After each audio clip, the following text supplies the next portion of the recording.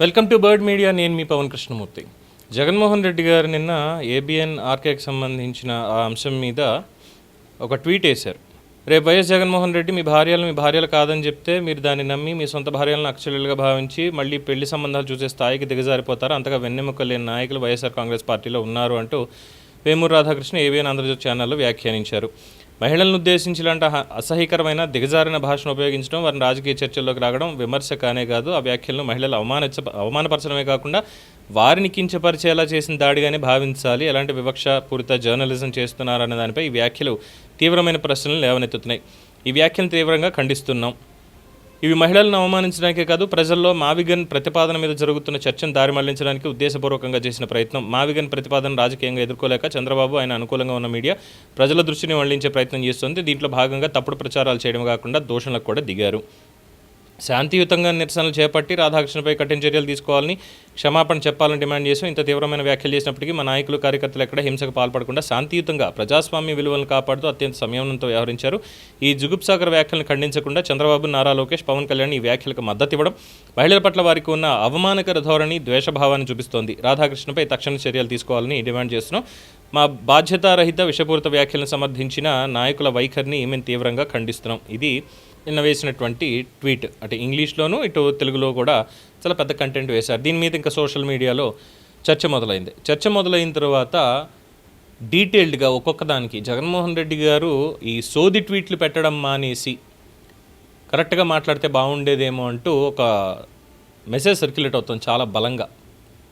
అయ్యా జగన్మోహన్ రెడ్డి గారు, తిట్టింది మిమ్మల్ని కాకపోయినా, తిట్టింది మీ వైకాపా నాయకుల ఇంట్లో మహిళలను కాకపోయినా, నువ్వు కూడా ట్వీట్ వేసి అడగడం చాలా బాగా నచ్చింది. మీ ట్వీట్లో అడిగిన మీ సోదికి మా సమాధానాలు, మీరు అడిగినటువంటిది మొదటి లైన్ ఇందాక చదివినటువంటిది, దానికి రేపు వైఎస్ జగన్మోహన్ రెడ్డి మీ భార్యలు కాదని చెప్తే మీరు దాన్ని నమ్మి మీ సొంత భార్యలని అక్కచెల్లెలుగా భావించి మళ్ళీ సంబంధాలు చూసే స్థాయికి దిగజారిపోతారు. అంత వెన్నెముక లేని నాయకులు మీ పార్టీలో ఉన్నారు అని చెప్పి చేసినటువంటి వ్యాఖ్యకి సమాధానం చెప్తూ, మీకు అసలు తెలుగు తెలుసా జగన్మోహన్ రెడ్డి గారు?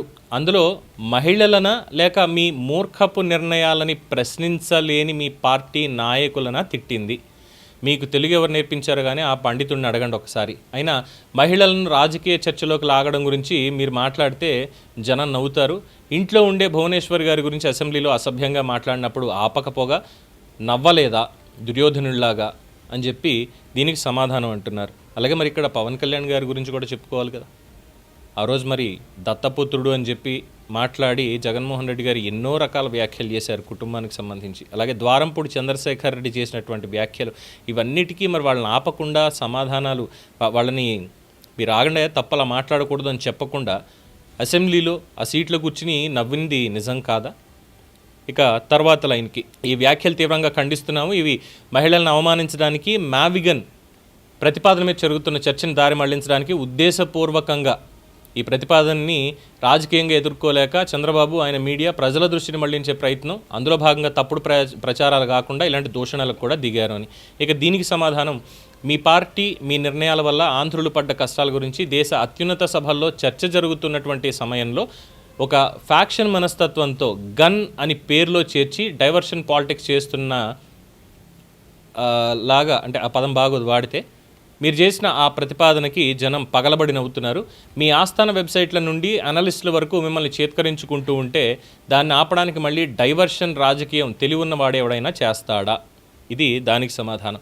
ఇక శాంతియుతంగా నిరసనలు అన్నటువంటిది, రాధాకృష్ణ మీద చర్యలు తీసుకోవాలని, క్షమాపణ చెప్పాలని డిమాండ్ చేయడం, కార్యకర్తలు హింసకు పాల్పడకుండా, ఎవరిని బూతులు తిట్టకుండా, చెంపదెబ్బలు తినకుండా శాంతియుతంగా ప్రజాస్వామ్య విలువలను కాపాడుతూ అత్యంత సంయమనంతో వ్యవహరించారట. దీనికి సమాధానంగా, మొదట అందులో తప్పు ఉంటే మీరు పోలీసులకు ఫిర్యాదు చేయాలి. అది మీడియా సంస్థ, సాటి రాజకీయ పార్టీ కాదు. అది ప్రజల సమస్య కూడా కాదు.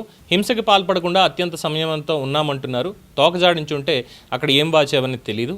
శాంతి భద్రతలను కాపాడడానికి వచ్చిన పొరుగు రాష్ట్ర పోలీసుల విధులకు ఆటంకం కలిగించి దుర్భాషలాడినందుకు ఇప్పటికే మీ ఎర్రగొండపాలెం ఎమ్మెల్యే దవడ వాచింది.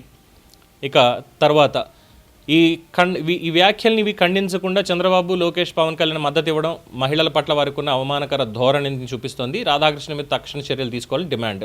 దీనికి కూడా సమాధానంగా, మీ ఇంట్లో భార్యను తిట్టినా వెంటనే అరెస్ట్ చేశారు. పవన్ కళ్యాణ్ ఇంట్లో ఆడవారిని, పిల్లల్ని తిట్టినా చెప్పకూడదు తినిపించారు. కూటమి ప్రభుత్వానికి మీ ఈ పనికిమాలిన మాటలు అవసరం లేదు. మీ పూటకో రాజధాని మాట వల్ల ప్రజలు పడుతున్న అవస్థల మీద ఒక మీడియా అధినేతగా ఆర్కే మిమ్మల్ని మీ పార్టీని ఎండగడితే మీరు మారకుండా ఇంకా మిమ్మల్ని మీరు ఒక నియంతలా ఊహించుకుంటూ అసెంబ్లీకి రాకుండా యలహంక ప్యాలెస్లో ఉండి ట్విట్టర్లో ఈ ట్వీట్లు అనేవి వేస్తున్నారు. అంత తీరిగ్గా ప్యాలెస్లో మీరు కూర్చుంటే మీలాగా ఎవరు ఖాళీగా లేరు. అమరావతిలో చాలా పనులతో అందరూ బిజీగా ఉన్నారు. పులివెందుల ఎమ్మెల్యే గారు దయచేసి ఇలాంటి సోది కబుర్లు చెప్పకండి అంటూ సోషల్ మీడియాలో చాలా వైరల్ అవుతోంది. అంటే కొన్ని పదాలు పరిభాష అనడానికి కూడా లేదు. బట్ ఒక పదవిలో ఉన్నారు కాబట్టి దానికి ఇచ్చే గౌరవం ఇచ్చి ఆ పదాలను తొలగించడం జరిగింది బయట తిరుగుతున్నటువంటి మెసేజ్ నుంచి. బట్ నిజంగానే పరువు తీశారు. ఫస్ట్ పాయింట్ నిజంగానే కార్యకర్తలు అలా ఉన్నారు అంటే చెప్పాలి. 3 రాజధానులు మావిగన్ అనేది తీసుకొచ్చారు కాబట్టి 3 రాజధానులు అని పెట్టింది మనమే. అమరావతి అన్నది మనమే. ఇల్లు కట్టుకున్నాం అనేది మనమే. ఒక్క ఛాన్స్ అని అడిగొచ్చింది మనమే. అయిన తర్వాత ఈ మావిగన్ అని అప్పుడు మొత్తం 3 రాజధానులతో చేసి అమరావతిని మొత్తం పడుకోబెట్టేసి అక్కడ వాళ్ళు ధర్నాలు చేస్తున్నా దీక్షలు చేస్తున్న మహిళల్ని కడుపులో తన్నించినటువంటి ఘనత కూడా మన ప్రభుత్వానికే దక్కింది. ఇప్పుడు మళ్ళీ ప్రజల్లోకి వెళ్ళి మావిగన్ అని ఇంకోటని దానికి పేరు నాన్నగారు ఏదో కొత్తగా చెప్తున్నారు. ఆ మావిగన్ కాకపోతే అయోధ్య అని పెట్టుకోండి అని. అంటే మొన్న 3 రాజధానులు అయిపోయింది, నిన్న మావిగన్ అయిపోయింది, ఇవాళ అయోధ్య వచ్చింది, రేపొద్దున్న ఇంకోటి ఏదైనా వచ్చేస్తుందా? ఇలాంటివి అడగనటువంటి కార్యకర్తలు మరి వాళ్ళకి నిజంగా వెన్నెముక ఉందా అనేటువంటి ఉద్దేశంలో, వాళ్ళకి అసలు నిజంగా ఆలోచన శక్తి ఉందా అనేటువంటి ధోరణిలో ఇది కూడా మీరు విమర్శించాలి అంటే ఏబిఎన్ రాధాకృష్ణ గారిని నిజంగా విమర్శించాలంటే కాపీ పేస్ట్ కంటెంట్ తీసుకొచ్చి ఏదో పెద్ద బిల్డప్లు ఇచ్చేసావా, నీ సొంత కంటెంట్ కాదు కదా అని ఉంటే నిజంగా అక్కడ పరువు పోయి ఉండేది.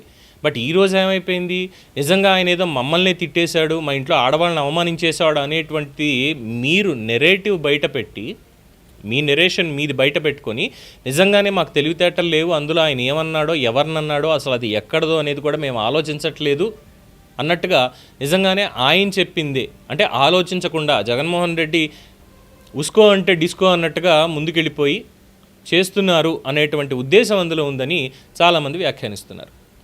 మరి ఏం చెప్పాలి దానికి?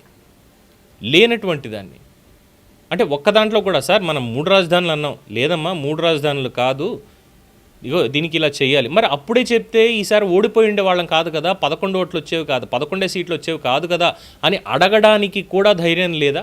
ఎస్, నిజంగానే ధైర్యం లేదు. ఎందుకంటే పార్టీలో ఆయనకి ఎదురు చెప్పడానికి ఎవరికి ధైర్యం లేదు. ఆయన ఏది చెప్తే అదే, ఆయన ఏది మాట్లాడితే అదే. ఆయన స్క్రిప్ట్ రాసిచ్చేవాళ్ళు వేరే ఉంటారు, అది వేరే విషయం.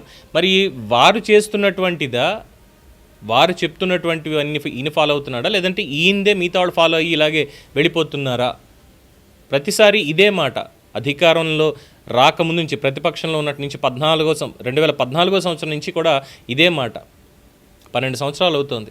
ఇప్పటికీ ఇంకా మారకుండా ఇంకా రాష్ట్రాన్ని ఎక్కడో అధపాతాళానికి తొక్కేయాలనేటువంటి ఒక ప్రయత్నం, ప్రాంతాల మధ్య చిచ్చు పెట్టాలనేటువంటి ప్రయత్నాన్ని ప్రజలెవరు కూడా సమర్థించడం లేదు అనేది వైసీపీ కార్యకర్తలు కావచ్చు, లేదంటే అధినేత కావచ్చు ఎప్పటికీ తెలుసుకుంటారు అనేది దాంట్లో ఇంటర్ప్రిటేషన్.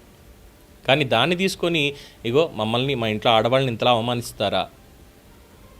అవమానిస్తారా అంటే ఆడవాళ్ళని నిజంగా అవమానిస్తున్నది ఎవరు? ఆస్తి విషయంలో రాజశేఖర్ రెడ్డి గారి ఆలోచన ప్రకారం కాకుండా ఆస్తులన్నీ మావే, ఎవరికి లేవు అని చెప్పి కోర్టుకి తిప్పుతున్నటువంటిది ఎవరు? తల్లిని చెల్లిని బయటికి పంపించేసింది ఎవరు? మరి వాళ్ళు మహిళలు కాదా? చెల్లెల మీద కూడా ఎంత ట్రోలింగ్ చేయించారు అనేటువంటిది లేదా? అది కాకుండా కేవలం తల్లి చెల్లి ఆడవాళ్ళంటే మన ఇంట్లో మాత్రమే ఉన్నారా, అంటే జగన్మోహన్ రెడ్డి గారి ఇంట్లో మాత్రమే ఉన్నారా, మిగతా వాళ్ళ ఇంట్లో ఉన్న వాళ్ళు ఎవరు ఆడవాళ్ళు కాదా? వాళ్ళకి ఆత్మగౌరవం లేదా? వాళ్ళు మహిళలు కాదా? అంటే మహిళల్ని అవమానిస్తున్నారు అన్న పాయింట్ వచ్చినప్పుడు నిండు అసెంబ్లీలో అటు అంబటి రాంబాబు మాట్లాడినటువంటి మాటలు కావచ్చు, కొడాలి నాని మాట్లాడినవి కావచ్చు, ద్వారంపూడి చంద్రశేఖర్ రెడ్డి అసెంబ్లీలో మాట్లాడింది, అలాగే రోడ్డు మీద ఈ ప్రచారంలోనూ వాటిలోనూ మాట్లాడినటువంటిది, మరి వీటన్నిటిని ఏమనాలి? మొన్న మధ్యన స్పర్ ఆఫ్ ద మూమెంట్లో అంబటి రాంబాబు అన్నటువంటి మాటలను ఏమనాలి? వాళ్ళు మహిళలు కాదా? వాళ్ళకి గౌరవం లేదా? దీనికి సమాధానం చెప్పగలుగుతారా జగన్మోహన్ రెడ్డి గారు, పులివెందుల ఎమ్మెల్యే గారు అంటూ క్వశ్చన్ చేస్తున్నారు. మరి సమాధానం ఉంటుందంటారా? దీని మీద మీ అభిప్రాయం తెలియచేయండి. చూస్తూనే ఉండండి ది బర్డ్ మీడియా.